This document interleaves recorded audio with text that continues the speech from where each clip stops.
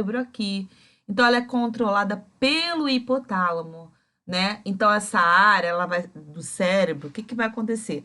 Ela vai estar encarregada de coordenar os órgãos, né? Interno e as atividades de manutenção de todo o nosso corpo, né? Então, o hipotálamo, o que que vai acontecer? Ele vai receber as mensagens, né? Dos nervos, né, das células neuronais, né, e vai ser secretada pela hipófise, regulando, né, esse funcionamento. Por exemplo, gente, quando a gente está em situação de perigo, né, geralmente quando a gente está em algum, vamos dizer assim, em algum parque, né, e a gente vai naquele brinquedo, né, e a gente tem aquela sensação, né, de perigo, o que que vai acontecer? Aquilo ali é por conta, né, da adrenalina que vai indicar, né, essa situação, né? Por exemplo, a insulina, né, que ela é responsável, né, também pela alimentação, né? E existe outros hormônios, por exemplo, existem os hormônios sexuais que são secretados para, né, preparar o corpo, né? Então, o hipotálamo e a hipófise que vai controlar, né, a nossa glândula mestra, ela vai controlar todas as ações do nosso corpo, né? Todas as estruturas, localizações. Então, isso aí é de acordo com o quê? Com o que o nosso sistema ele realiza, né? Essas diferentes funções, né? As funções hormonais. Então, gente, como a gente falou aqui, ó, dos hormônios, né? Da adenohipófise, né, os hormônios que a gente chama de tróficos e não tróficos, o FSH e o LH vai atuar sobre os ovários, é, regulando o ciclo menstrual. O TSH ele vai ser hormônio responsável que vai coordenar a glândula da tireoide. O ACTH, né, vai controlar toda a atividade no córtex, né, suprarrenal. E os não tróficos vai ser responsável, né, pelo crescimento, né? Então a gente sabe que o nosso crescimento ele é obtido através dos ossos, né, das cartilagens. Gente, só que tem um detalhe: quando a pessoa ela chega na fase de puberdade, isso diminui um pouco. Então nós temos nesse hormônio somatrofina, nós temos que é o hormônio do crescimento, nós temos a acromegalia, né, que é uma disfunção, né, é, obtida pela hipófise, né, que vai estar em aumento, né? A pessoa vai ter um crescimento muito grande em algumas extremidades, tá? E temos a prolactina, que acontece, né, pela ação, né, produção do leite, né? E temos outros hormônios também, né? Tireoide, que vai produzir o T4 e o T3, né? São os hormônios tiroidanos, né? Tiroidianos, aliás. Então, eles vão atuar, né, de forma em equilíbrio, vai regular a pressão, o ritmo cardíaco, né? Funções sexuais. E nós temos outra disfunção, que é o cretinismo. O que ele vai acontecer com ele?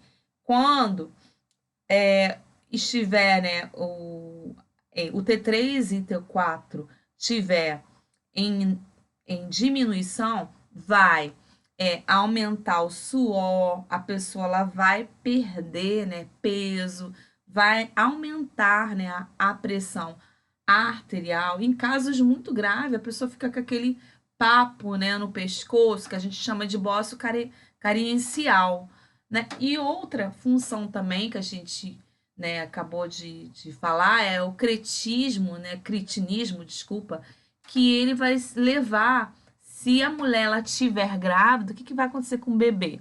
Ele pode vir com retardo no crescimento ósseo, ele pode vir com deficiência até mental, né? Então, o hipotiroidismo, né? O T3 e o T4 vai estar em índice abaixo, então vai acontecer a queda da atividade metabólica, né? A redução da temperatura corporal, a pele da pessoa vai estar mais seca, né? Vai acontecer o aumento de peso.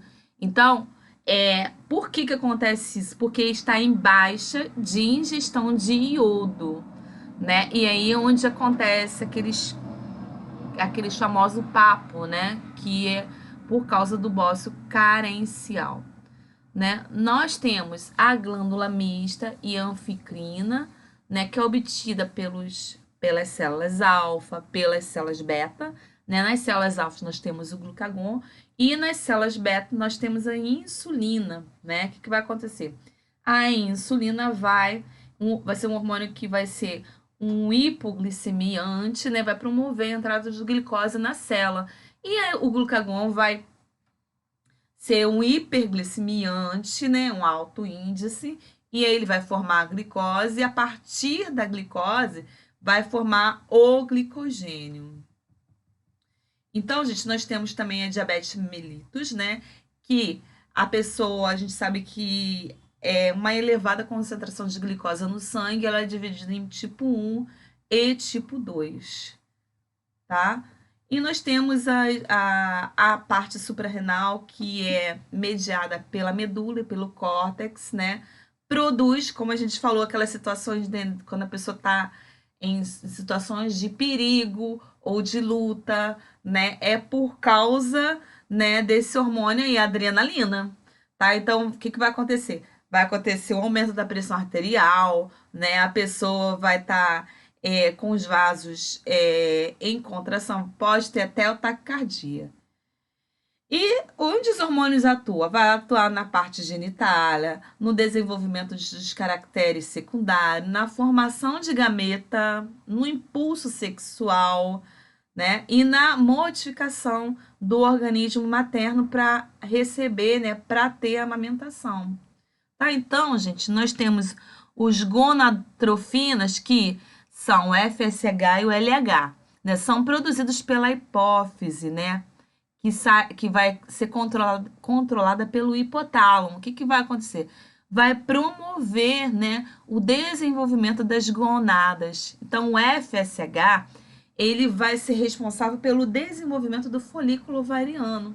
E o LH? O LH vai ser pelo rompimento desse folículo, né, até haver a liberação do óvulo e a pessoa, né, ser estimulada, né, para progesterona, tá? Então, os hormônios sexuais, quais são os hormônios sexuais? São o estrógeno e a progesterona. O estrógeno é produzido pelo folículo ovariano e vai determinar os caracteres sexuais da mulher, né? O amadurecimento dos órgãos genitais, né? A progesterona, ela produz, né, o corpo lúteo, né? Então, junto com o estrógeno, prepara o útero para quê? Para receber o embrião.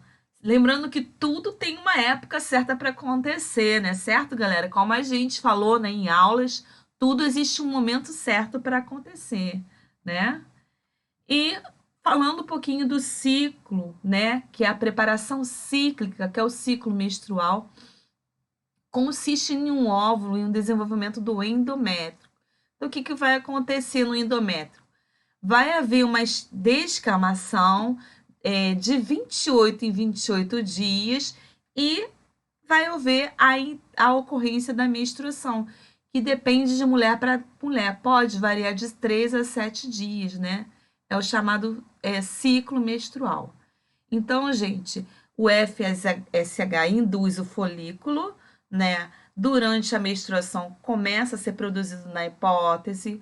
Os folículos, então, começam a aumentar e aí aumenta o estrogênio, né? E quando a quantidade de estrógeno ela fica muito alta, né? Então acontece a produção do LH e do FSH, que vai induzir o quê? Vai induzir, né, a ovulação, tá? Então o folículo ele vai se romper e vai, né, produzir progesterona junto com estrógeno, né? Então vai acontecer o espessamento, né, endometrial. Então, o que acontece? No fim do ciclo, quando as taxas de estrogênio e progesterona ela fica muito elevada, a hipófise ela vai diminuir, tá? Então, há uma regressão do corpo lúteo e diminuição da produção de estrógeno e progesterona. É por isso que acontece a descamação endometrial. Então, ocorre em torno de 50 anos, gente, o que acontece? A famosa menopausa, né? O declínio hormonal das mulheres. O ciclo menstrual fica irregular e marca o encerramento, né? O encerramento de quê? O encerramento da vida reprodutiva da mulher. Tá ok, gente? Então hoje nós vamos ficar por aqui. Até o nosso próximo encontro.